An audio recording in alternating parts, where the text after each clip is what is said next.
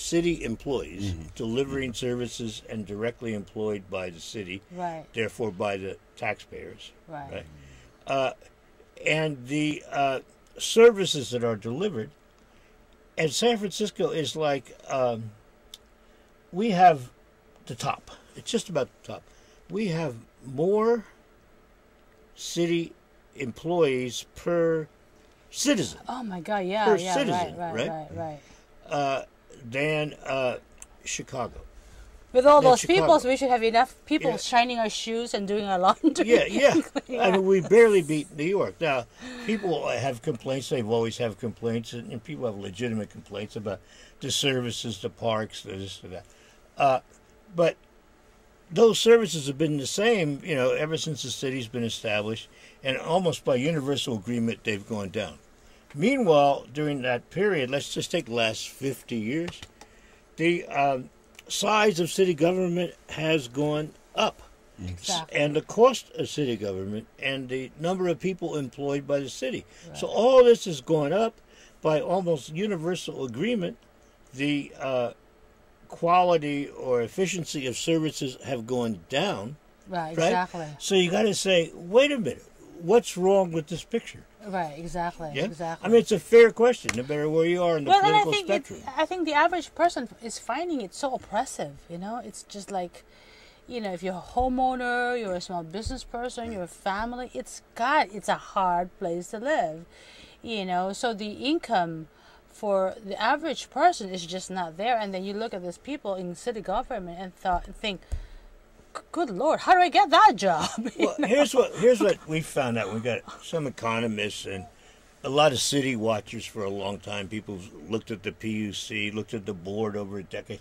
Yeah, it was, we watched this stuff. They have different opinions, but they all came to kind of a conclusion that things changed in around the late 1970s when the city was downzoned. Right. And basically, it stopped any new housing being built. And that was, an EIR, a housing planning department study that said, we're not going to grow in population. That was the idea. We're not going to grow in population. We'll decline to around 600,000 people in the next 20 years. Right. This is, let's say, almost 1980, right? Therefore, we should stop building. We don't want to build in the neighborhoods because people object to having things built there. So, we'll build south of Market. Well, if we have Kevin to was just talking about the Bayview Hunters point a while ago. And one of the things that I wanted to comment on was, I know after Loma Prieta, a lot of things had changed as far as the structural aspects of the city. They wanted to build better structures and create, and I think it caused a paradigm as to where things started to grow here. And I'm just curious as to your opinion on that aspect of it. Well, what sort of happened was that we sort of stopped building new housing and construction and turned over politically a lot of everything that was going to come on in the future to nonprofit operations, right? Now, like everything else, like the Catholic Church, the Mormon Church, pick your church, there's good and bad in it. And in nonprofit operations, there has to be good and bad. Some are more efficient, some are less. Some are more bureaucratic, some are wasteful, right? But so much of what was going to go on in the city got turned over, and bond issue money, and budget money, and planning money to nonprofits, and that became intertwined with the mix when we went to a district elected board of supervisors as opposed to citywide. And politics became really connected with every decision that was made, and economics sort of went out the window, and down the line, so did services. And we got into a spiral, without getting into specifics, as in the Bayview. I'm sure you've lived many horror stories. I'm familiar with some of them. In the Valley, too, so but without getting into specifics, we've never got out of that tailspin. So we have a model of city government which is more dysfunctional as a city, a self-contained unit, which is economically sound and everybody was really happy just a half century ago, to a bigger disaster than Sacramento, which everybody knows about. Well, the hell the did city we hall get seems there? to be, it's like a cocoon. It's like it feeds itself. It's like this government exists for itself. You know what I mean? It kind of reminds me of the old days. You know, I love history, you know, the kings and the queens and so on and so forth, where the king sends out his princesses or his dukes and they go to the peasants and collect whatever they have or grab whatever they have, either cows or whatever. Yeah, and the peasants are starving to death when they're the ones who are producing the goods.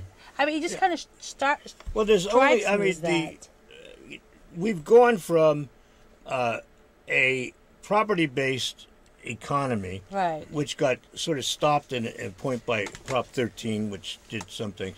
But basically, San Francisco still 60%, give or take, more or less, of all the income for the huge city budget comes from property taxes. Right.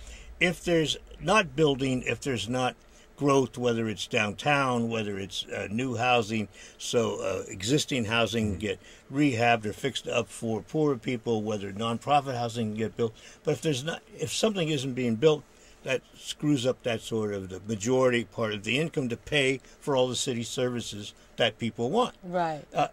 And what was left was the taxes called fees.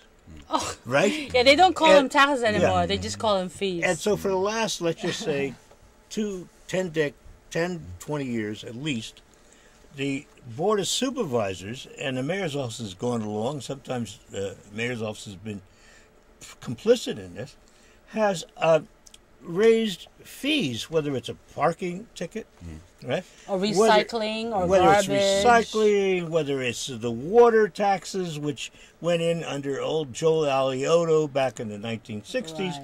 They had to sunset within 2 years. Those taxes are still with us, and now it's one of the biggest things on your water bill if you get a water bill. Right. I mean, all of those taxes have grown to keep providing the services and the things that the Board of Supervisors and the mayor keeps saying we're going to try and provide to people.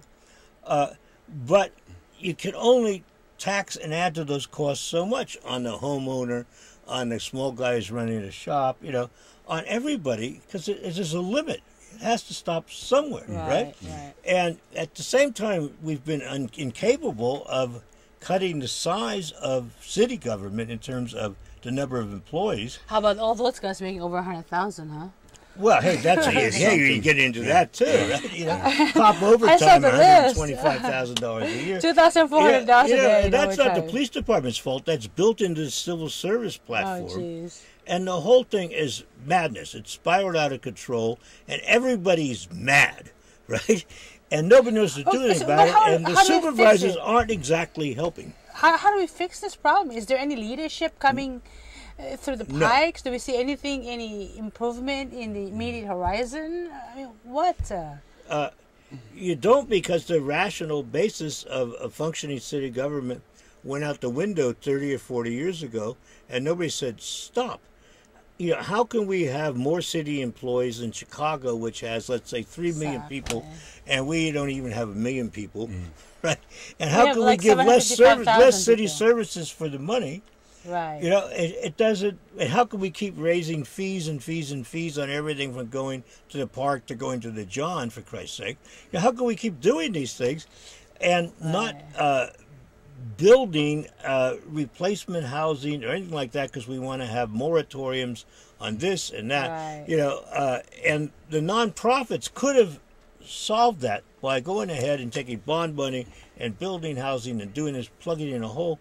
But the history, if you look at the housing nonprofits anyway, is that they sat on the land they got. They sat on the money, and they used a lot of the funding they got to create jobs within their own particular nonprofit.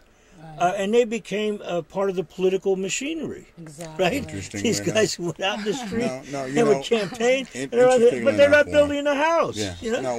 No, ladies and gentlemen, I just want to let you know, it's Warren Hinckle. Warren Hinckle is here with Kevin Blackwell, and so anyway, we're going to be running out of time soon. What about this unemployment situation, huh? What do you think of this? This is incredible. 15